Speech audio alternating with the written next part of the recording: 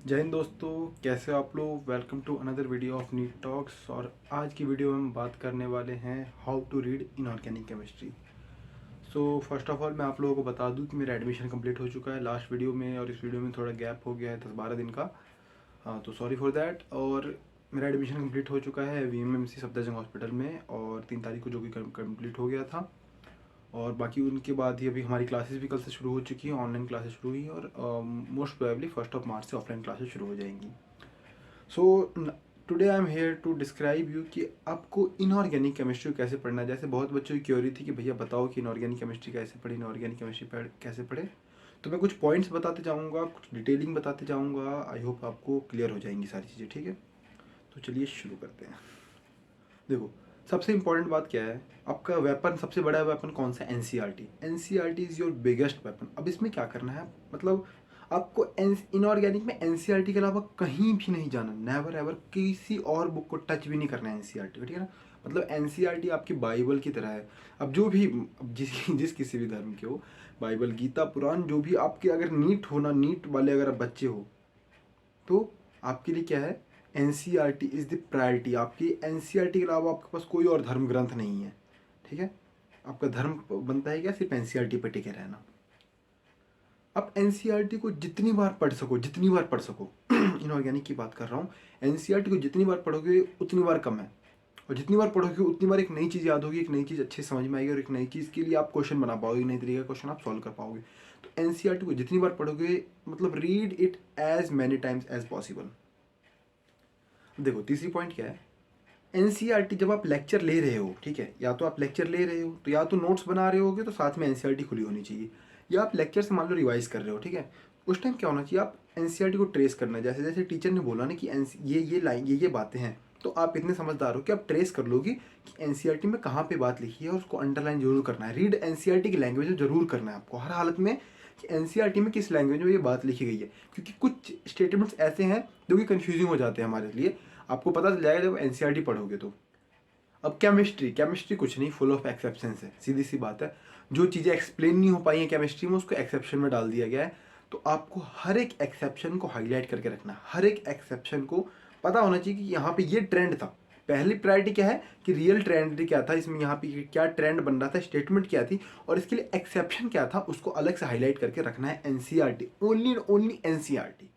अब ध्यान देना, एनसीईआरटी में अपने एग्जाम्पल्स हैं, इन टेक्स्ट एग्जाम्पल, जो अपने जितने भी चैप्टर के बीच में एग्जाम्पल्स है, उसको आपको कब किसी चक्कर में, मतलब किसी हालत में नहीं छोड़ सकते आप। किसी हालत में छोड़ने का मतलब ये है कि जो क्वेश्चन बनते हैं एज इट इज़ वही क्वेश्चन आते हैं, जो एग्जाम्पल्स होते हैं ना वही उठ के आ जाते हैं। एग्जाम्पल में 4 ऑप्शन में आपके पास वही होंगे, वही वही एग्जाम्पल्स होंगे। अगर आपने एग्जाम्पल पढ़े हुए हैं, आप फटाक से क्लिक कर लोगे, फटाक से सॉल्व कर लोगे, हाँ ये तो एनसीईआरटी की लाइन है, इतना ईजी क्वेश्चन था, इतना ईजी क्वेश्चन तो था। लेकिन हम डर कहाँ जाते हैं, जब वो हमने एग्जाम्पल को लग रहा होता है ना पहली बार देख रहे हैं। एनसीईआरटी को इतनी बार ट्रेस कर लो आप कि आपको लगे कि ये चीज़ देखी हुई है। जब देखी हुई कोई चीज़ें क्वेश्चन आते हैं ना, तो टेस्ट में अपने आप आपके मार्क्स इंप्रूव होंगे, कॉन्फिडेंस इंप्रूव होगा कि हाँ नीट के आपकी जो जितना मार्क्स आपको चाहिए उसके पास आप पहुँच रहे हो और अच्छे से। अब देखो, हम क्या गलती करते हैं, एग्जाम्पल्स को रीड करके छोड़ देते हैं। जो पिंक कलर की बॉक्स में दे रखे हैं एग्जाम्पल, जो सॉल्यूशन दे रखे हैं, उसको सॉल्व करो अपने तरीके, जो आपको, आप जहाँ से ही पढ़ रहे हो, जो टीचर ने बताया उस तरीके से सॉल्व करो। और नहीं तो आपने जो उसमें जो बुक में दिया हुआ है उससे आपसे देख के सॉल्व करो। एनसीईआरटी के एग्जाम्पल्स, एनसीईआरटी के इन टेक्स्ट क्वेश्चन, जो टेक्स्ट चैप्टर के बीच में क्वेश्चन है, उनको जरूर करो यार। आपको एनसीईआरटी की एक लाइन नहीं छोड़नी है, एक वर्ड तक नहीं छोड़ना है एनसीईआरटी का, कि कहाँ पे क्या कैसे दिया हुआ है, सारी चीज़ें आपको पता होनी चाहिए कि हाँ यहाँ पे इस चैप्टर के रिगार्डिंग ये छोटी छोटी बातें दे रखी है। मैं जल्दी से जल्दी पाइल अप करूँगा, टेंशन मत लेना। आई गेस 10 से 12 मिनट की वीडियो होगी। अब देखो, एक सच्चाई बताता हूँ क्या है इनऑर्गेनिक के रिगार्डिंग। इनऑर्गेनिक आपसे एफर्ट्स ज़्यादा मांगता है, फिजिकल और ऑर्गेनिक के मुकाबले एफर्ट्स ज़्यादा मांगता है, क्योंकि इसमें रटने वाला ज़्यादा है, मतलब आपको रिमेंबर ज़्यादा चीज़ें रखनी है। तो एफर्ट ज़्यादा रखता है, लेकिन आपको लगेगा कि यार ये तो मार्क्स के तो कम ही आ रहे हैं, मतलब मार्क्स जो है एग्जाम में कम है इसके, लेकिन एफर्ट्स ज़्यादा लग रहे हैं। तो लेकिन अगर आपको नीट करना है क्लियर, तो आपको एफर्ट्स उतना देना पड़ेगा जितना जो चैप्टर्स मांगता है। इस बात को मैं आगे और अच्छे से समझाता हूँ, आपको समझ में आएगा। मान लो कि हाइड्रोजन चैप्टर है, ठीक है, ठीक है, हाइड्रोजन चैप्टर है। हो सकता है कुछ साल उसमें से 2-3 क्वेश्चन आ गए हैं, और कुछ साल एक ही भी क्वेश्चन नहीं आया है, लेकिन आपको रीड करके तो जाना पड़ेगा। तो जो जिस चैप्टर की जितनी डिमांड है, पी ब्लॉक चैप्टर है, अब पी ब्लॉक चैप्टर ना बहुत ज़्यादा डिमांड मांगता है। जो पी ब्लॉक चैप्टर जो 12th का है, पी ब्लॉक 11th है तो वो 2 ही ब्लॉक दिए हुए हैं, लेकिन 12th में जो 5 ब्लॉक दिए हुए हैं वो आपको बहुत अच्छे से याद करने पड़ेंगे। वो बहुत ज़्यादा एफर्ट, वो एफर्ट्स मांगता है। जब आप रीड करने लग जाओगे ना तो आप खुद स्पेसिफिक हो जाओगे, अच्छा ये याद करना था, ये याद करना था कि ये प्रोसेस है, सॉल्व प्रोसेस, ऑस्टवर्ड प्रोसेस, ये प्रोसेस याद करनी थी, इनकी ये रिएक्शंस याद करनी थी। और धीरे धीरे आपको सब अपने आप ट्रेस होता जाएगा, अपने आप याद होता जाएगा। लेकिन वो जो चैप्टर की डिमांड है कि अपने को उतना टाइम देना पड़ेगा, तो हर हालत में उतना टाइम देना पड़ेगा। अगर आप ये सोचोगे कि इस चैप्टर को मैं छोड़ दूँ तो बेटा रहने दो, फिर ना, मैं हार है बस बोल रहा हूँ, फिर आप नीट नहीं कर सकते अगर आप किसी चैप्टर को छोड़ के जा रहे हो। तो आपको कुछ बच्चे ऐसे जो कमेंट सेक्शन में आते हैं कि भैया इंपॉर्टेंट चैप्टर्स बता दो, यार इंपॉर्टेंट हर एक वर्ड एनसीईआरटी का, हर एक वर्ड, हर एक लाइन इंपॉर्टेंट है। नीट के लिए आप कुछ भी नहीं छोड़ सकते, किसी हालत में कुछ भी नहीं छोड़ सकते यार। अब देखो, पेन और कॉपी साथ में जरूर होनी चाहिए आपके, ठीक है।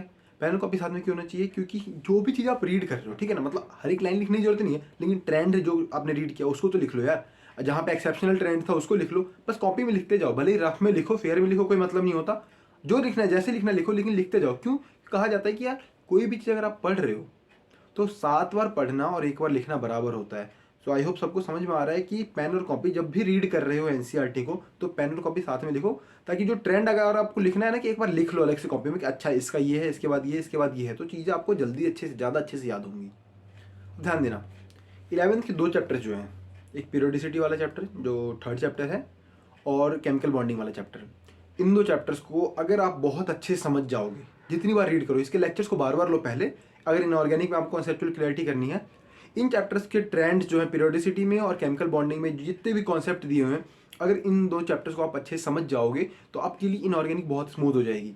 लेकिन अगर आप इन 2 चैप्टर्स में अटक गए, इन 2 चैप्टर को अपने काम चलाओ समझा, तो आपके लिए इनऑर्गेनिक सच में टफ होने वाली है। क्यों? क्योंकि आपको फिर सब कुछ लगेगा रटने वाला, आपको कुछ भी कॉन्सेप्चुअल नहीं लगेगा, कुछ भी लॉजिकल नहीं लगेगा। इसके लिए आपको क्या करना है, पीरियोडिसिटी वाला और केमिकल बॉन्डिंग वाला चैप्टर को बहुत अच्छे से पढ़ना है। आप लेक्चर भी ले लो, उसको 2 बार लेक्चर ले लो, मतलब आगे के चैप्टर्स पढ़ने की इनऑर्गेनिक से पहले उन दोनों चैप्टर के लेक्चर्स को 2 बार ले लो, ताकि आपको उसके बेसिक बेस जो पॉइंट है ना, आपको क्लियर रहे कि अच्छा ट्रेंड में ऐसे होना है, एक्सेप्शन होगा कुछ याद कर लूंगा, इसके कैरेक्टर्स ऐसे होने हैं, ये बॉन्ड ऐसे बनना है, ये इसमें ये बॉन्डिंग होती है, ये हाइब्रिडाइजेशन होता है, कुछ एक्सेप्शन होगा याद कर लूंगा। तो इन सब चीज़ों की, इन 2 चैप्टर्स को बहुत ज़्यादा इंपॉर्टेंट है अगर आपको आगे कॉन्सेप्ट क्लियर करना है। ये नहीं बोल रहा कि सिर्फ ये 2 चैप्टर्स पढ़ने हैं, ये बोल रहा हूँ कि आगे के चैप्टर्स को समझने के लिए इन 2 चैप्टर्स को समझना बहुत अच्छे से, बहुत ज़्यादा जरूरी है। अब देखो, एक छोटी सी डायरी जरूर मेंटेन करो, डायरी बोलो, रजिस्टर, छोटी सी कॉपी कोई भी मेंटेन रखो, जिसमें आप ट्रेंड्स लिखते जाओ जो आ रहे हैं एनसीईआरटी में, जो आपको याद नहीं हो रहे या फिर जिनमें क्वेश्चन आप गलती करते हो उनके ट्रेंड्स लिख लो, एक्सेप्शनल ट्रेंड्स लिख लो, सिर्फ एनसीईआरटी के। मैं ध्यान देना, क्योंकि अगर लिखने जाओगे दुनिया भर की चीज़ें मिल जाएंगी, टेस्ट में, हर टेस्ट में आपने दुनिया भर के क्वेश्चन देखे होंगे, वो सारी चीज़ें मिल जाएंगी। लेकिन जो एनसीईआरटी से रिलेटेड है, एनसीईआरटी का बस लिखो। नीट में सिर्फ एनसीईआरटी का आना है, हर एक हालत, हर हालत में नीट में एनसीईआरटी का ही आना है। अगर कुछ बाहर का आता है तो आपके लिए भी बाहर का है, सबके लिए बाहर का है, लेकिन क्या श्योर शॉट है, एनसीईआरटी वाला आना है तो एनसीईआरटी वाला, उसके लिए हम श्योर है कि एनसीईआरटी वाला अगर आता है तो वो हमें आना चाहिए अच्छे से, ठीक है। एक छोटी सी डायरी बनाओ, उस डायरी में ट्रेंड्स लिखते जाओ। जो ट्रेंड्स वगैरह जब लिख लोगे आप, तो कभी मान लो आप वॉशरूम में हो, कहीं बैठे हो, या अपने वॉशरूम के सामने दीवार हो, उस पर लिख लो। वो बहुत छोटी छोटी चीज़ें हैं ना, जो कि बहुत ज़्यादा हेल्प करती है। आप ट्रैवल कर रहे हो, ट्रैवल करते टाइम क्या कहते हैं, आप ट्रैवल करते टाइम छोटी डायरी मेंटेन कर रखी है, आप कुछ भी नहीं कर रहे तो डायरी को आपने खोल के देख लिया, तो आपने उसको याद करने के लिए ज़्यादा एफर्ट्स नहीं मारे, आपके जो स्पेयर टाइम था आपने उसी को यूज़ किया, लेकिन कहीं ना कहीं आपके सबकॉन्शियस में फिट हो जाएगा।